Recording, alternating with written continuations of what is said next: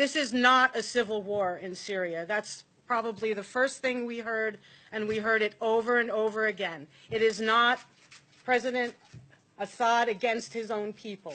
It is President Assad and the Syrian people all together in unity against outside forces, outside mercenary forces, terror organizations,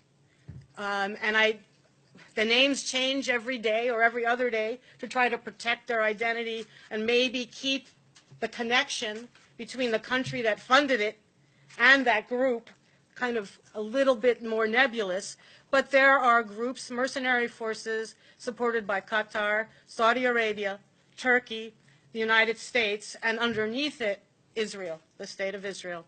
And these outside mercenary forces are the ones that are terrorizing the Syrian people and are attempting to divide the Syrian people.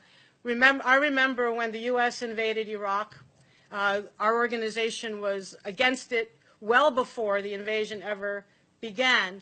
But once the invasion was over and the United States was setting up a government, we talked to many Iraqis who said, we're not Sunni and Shia, we're not Sunni, Shia, and Kurds, but the United States is trying to divide us that way. And we got exactly the same message when we were in Syria. We are Syrians, as Henry said before, whether you're Christian, Muslim, or other, you're Syrian, and that's one of the things that's enabled the Assad government to withstand 5+ years of this kind of outside attack. When it was time for the U.S. to unseat Saddam Hussein, after years of sanctions and 2 wars, he fell like that.